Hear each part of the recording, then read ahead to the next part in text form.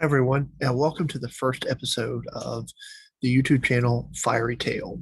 Now, this channel is going to be about sharing stories from historic fires from inside the United States and sometimes internationally, in hopes that we can learn some new tips and things from the experiences of others that have gone through in the past 100, 200, even 300 years of our shared history in the fire service. Unfortunately, a lot of these fires are going to be tragic fires that involve the loss of life and things. But my goal is that through the sharing of these stories, that we can learn from that, so that those sacrifices of those individuals is not made in vain, but instead gives us an opportunity to prevent those kinds of things from happening again. If you're interested in learning more about these stories, please subscribe to this channel. We'll try to do about one video every week. Hit like if you like this one, or comment with any information you have about what we're going to be talking about today, any suggestions for future stories, or anything else you would like to share. So without further ado, I want to go ahead and get started with the first story, which features the picture behind me that comes from the National Forest Service Northern District, and that is the Mann Gulch Fire in Montana. Now, the Mann Gulch Fire happens on August the 5th, 1949, when around 12 o'clock noon, a fire spotter in Mann Gulch, which is located along the Missouri River near the Gates Mountains Wilderness Area, then known as the Gate Mountains Wild Area, which is part of the Helena National Forest. Excuse me. What happened was a fire spotter named James O. Harrison was in his tower on August 5th, 1949, when he picks up smoke and the first signs of an emerging wildfire. As a National Wildfire Coordinating Group reported, there had been a series of fires that emerged following a lightning storm that affected the Helena district of the National Forest on that day. Now, the weather situation was not good. There were some record-breaking temperatures, so it was not really good weather in terms of fighting a wildland fire. But what happens is James O. Harrison picks up this fire and he calls it in for a crew of smoke jumpers. And then he actually goes out by himself and fights a fire for about 4 hours until relief comes. What happened was his contact came to what was called Hale Field in Missoula, Montana. And at the time, the field only had one airplane, a DC-3 named Miss Montana, which could haul 16 jumpers in their equipment. Now, they knew that they needed more based on the reports that Harrison sent in. However, because they could only send 16, the decision was made to not wait for additional planes, but to go ahead and send the one crew out to get help to Harrison and maybe start fighting the fire before anyone else could come. Now, Mann Gulch is a relatively difficult terrain area. It's a canyon that's about 5 miles long, and it cuts through a series of relatively tall cliffs that are about 1,200 feet. And it's obviously not a very good place in terms of access or to fight a fire.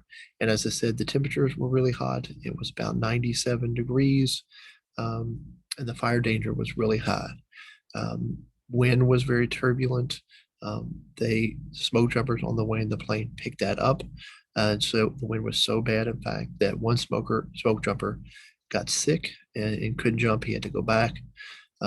So what happens is these 15 smoke jumpers that remain parachute into an open area at the top of the gulch, probably around 3 o'clock in the afternoon. When they get there, they really can't see anything because of the amount of smoke from the burning fire. Their gear and their individual jumpers are scattered, and their radio gets destroyed in the landing. So what they do is they get there and then they hear Harrison trying to yell to get their attention. So their foreman, a guy named Wagner Dodge, also known as Wag, goes out ahead of the group to scout the fire and to reach out to Harrison. And while the team is kind of joining together, um, they meet up. Dodge gets a briefing from Harrison on what's happening, but Dodge noted that he couldn't see anything more than 100 feet in front of him, just because the fire and the smoke was so overwhelming, and the heat from the fire. They couldn't get really close to what was going on. So Dodge and Harrison join up with the team, and they try to move down the gulch. They're trying to get in front of the fire, but they really realize that that's not going to work. So they try to go around it, try to keep to the side of it in order to fight it from the flank and try to steer it in a specific direction to try to kind of burn it out. They have a supply area at the top of the gulch. And what Dodge does is he basically has told his crew, you got to get something to eat. And he and Harrison try to get something to eat, try to do a little recon. And things are getting kind of worse when this is going on. The crew goes to work. Dodge comes back and joins them. They're down towards the bottom of the gulch. And what had happened was the fire had actually already jumped from the south ridge across to the northern slope of the gulch. So you can tell it was already burning really well and very intensely if it's going to jump that distance. They notice there's a lot of intense heat again. There's extra wind that's coming off, and the dry conditions. Dodge gets down there and he notices what's going on, that the situation is really becoming incredibly dangerous. And he immediately orders his men to drop their equipment and start heading with him back up to the top of the gulch, where there was a rocky area where they thought they could get to safety from the fire, because they realized that the situation is getting too dangerous for them to be there, and instead creating a perfect opportunity for what's called a blow up, where a fire rapidly expands to a large size in just a very brief period of time. But he orders his men to get rid of their equipment, but some of them won't do it for one reason or the other. Some of them just hang on to their packs. Some of them sit down on their packs. It doesn't seem that they really have a sense of how dangerous things are getting, or they may just have been really exhausted, very hot, and not been able to make good decisions. And what's happening is this fire is moving rapidly up the gulch. Fire moves quicker uphill, and there's about a 76% slope. So it's moving rapidly up here after them as they're trying to get away. Dodge knew they weren't going to be able to get up where they needed to get to safety. So he did something that was interesting and perhaps controversial later. He turns around and tries to light, or he does light a fire in the area where they're standing.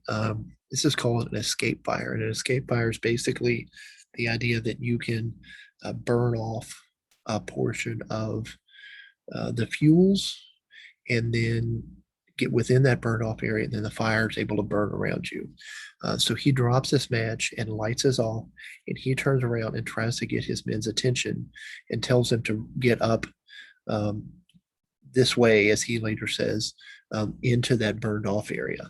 But the men didn't really understand what he was talking about.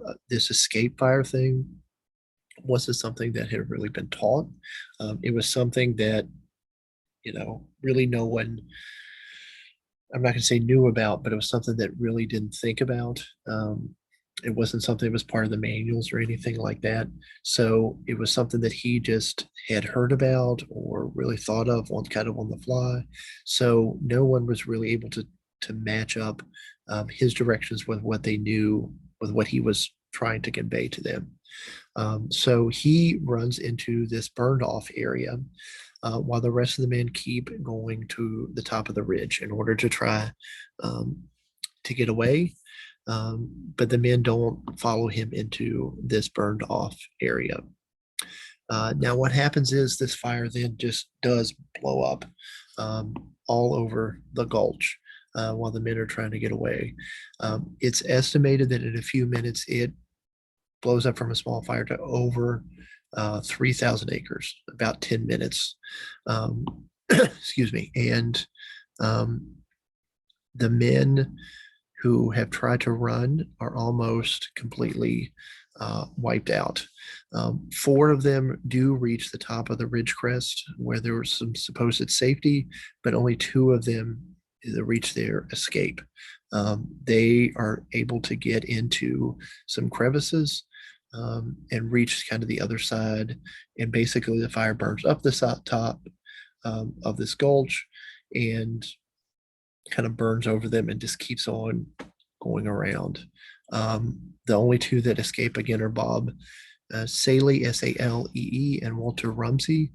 The rest of the men are killed either in the gulch or trying to get to this ravine, and that couldn't reach a safe spot in kind of this ridge line. So the only 3 that survived are Bob, Walter, and then Dodge, who is the head of the crew. Now, Dodge was able to, of course, be inside that escape fire.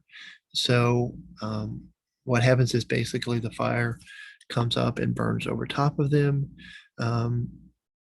And there are 13 firefighters, including 11 or 12 smoke jumpers, and Harrison, who was that observer, are killed. 11 of them die that day, and 2 of them sustain fatal burns and are died later at hospitals. Now, this fire was kind of controversial because of what Dodge did. This escape fire wasn't really taught by anyone, and he kind of got a lot of a lot of criticism, basically for coming up with this, and the fact that he survived and no one else did, and he was supposed to be their leader, and he wasn't able to get them to safety. But it did work for him. So it's just something that kind of happened. Basically, there kind of some of the lessons that were learned from this fire were incorporated into the Forest Service training that emerged after this. So it developed this thing initially called the 10 standard firefighting orders. But over time that developed into LCES, the safety procedures for increasing observation and things related to the fire, posting of lookouts, making sure that there's communication with everyone, identifying escape routes, and designing safety or designating safety zones, so that all members who are part of this team know what's going on, where they can go for safety, and how to get out, because that is really what cost these men their lives. Is Dodge was able to develop a safe area for them, but none of the rest of them knew where to go, how they needed to go away from the fire, or that safe area was actually a good idea for them, that they could actually utilize that. Now, today, Mann Gulch is actually part of the Mann Gulch Wildfire Historic District, which is designed to kind of preserve the story of this fire, and also Mann Gulch itself, the natural beauty and things of it. There is a memorial there. 13 crosses were originally erected. One of the hotshots, one of the smoke jumpers, was actually Jewish. So in 2001, that cross was changed out for a Star of David.